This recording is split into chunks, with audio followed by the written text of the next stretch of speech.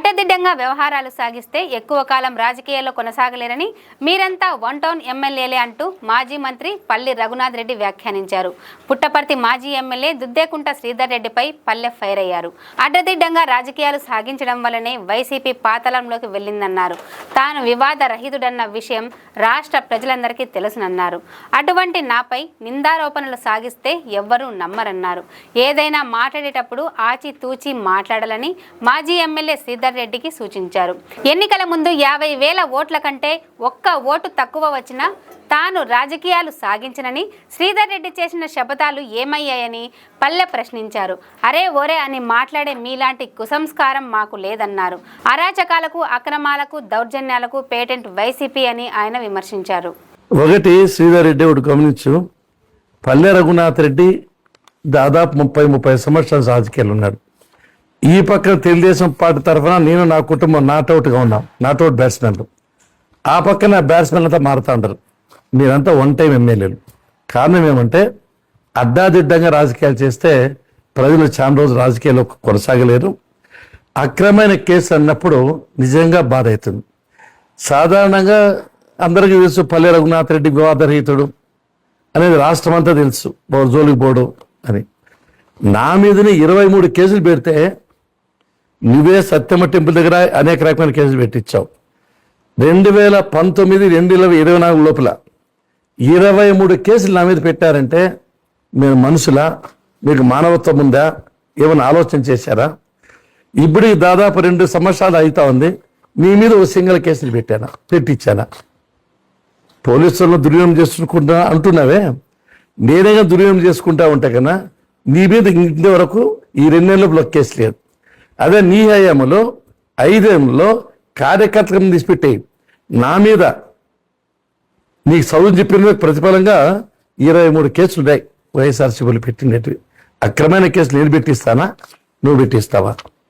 ఈ రాష్ట్రానికే ముఖ్యమంత్రి, ప్రపంచంలోనే ఒక అతి ముఖ్యమైన రాజకీయ నాయకుడు, రాజనీతికి పేరుగా చంద్రబాబు నాయుడును 53 రోజులు జైల్లో పెట్టించారే అకారణంగా.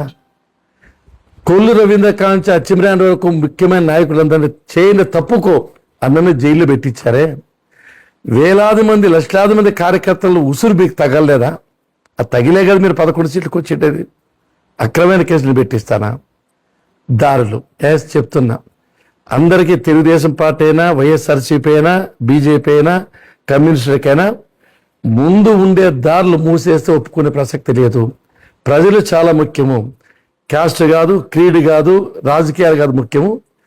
దారులన్నీ క్లోజ్ చేస్తా అంటే ఊరికే కూర్చుంటా అంటే నేను ఎందుకు? రాజకీయాలు ఎందుకు? కాబట్టి తప్పనిసరిగా న్యాయం చేసి తీరుతాం. అట్లాంటి అడ్డాదిడ్డం పోయేది, ఇష్టాసం మాట్లాడేది నాకు లేదు. అసలు నువ్వు గుర్తుపెట్టుకో, రాజకీయాలు ఎప్పుడు నేను చెప్తా ఉంటా, మనిషికి ఎప్పుడు కూడా బ్యాలెన్స్ చాలా ఇంపార్టెంట్. తూకంగా మాట్లాడాలా, ఆలోచించి ఆచితూచి మాట్లాడాలా. అటువంటి వాళ్ళే పైకి వస్తారని చెప్పాను. విస్తరి నిండుగా ఉంటే ఎగరదు. అదే ఖాళీ విస్తుంటే గాలి కొట్టుకుని పోతా ఉంటుంది. బ్యాలెన్స్ అంతా గాలి కొట్టుకుని పోతారు. నీకు 2-3 మాటలు గుర్తు చేస్తాను.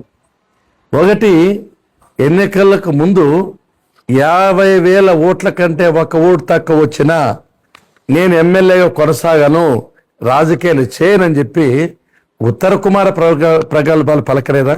అంటే ఎంత అహంభావము, ఎంత అహంకారము! ఇంతకంటే సజీవమైన ఎగ్జాంపుల్ ఎక్కడ ఉంటుంది?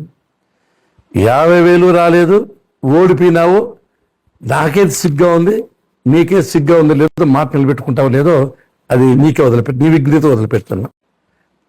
కోట్లాది మంది ప్రజల యొక్క అభిమాన కథానాయకుడు ఆయన పట్టుకొని రే పవను, అరే పవను అని అన్నావంటే నీ సంస్కారానికి 1,000,000 దండాలు పెట్టాల. పెద్ద చిన్న లేదు. గురువుగా ఉన్నా ఏమిట్లో సాటొస్తా, వయసులో పెద్ద, చదువులో పెద్ద, పదవిలో పెద్ద, ఇంకా అన్ని విషయాల్లో పెద్ద నీకంటే. పల్లె రఘునాథుడు నా ఖాళీ గోటుకు కూడా పనికిరాడు అని నువ్వు మాట్లాడలేదా? ఇవన్నీ ప్రజలు గమనించరా? ఇంత అహంకారం, ఇంత అహంభావం ఏం చూసుకొని కూర్చొని నాకైతే అర్థం కాలే. చాలా మంది కాలగర్భంలో కలిసిపోయారు. చాలామంది నువ్వెంత మాట్లాడుతూ ఆచితూచి మాట్లాడాల. అరాచకాలకు, అక్రమాలకు, అన్యాయాలకు, దౌర్జన్యాలకు, దోపిడీలకు పేటెంటకు వైఎస్ఆర్సీపీకి, నీతికి, నిజాయితీకి, ధర్మానికి, ప్రజల సంక్షేమం కోసం మేము ప్రతీక. మా గురించి నువ్వు మాట్లాడే అర్హత నీకు లేదు, నీకు అవకాశం కూడా ఇవ్వము.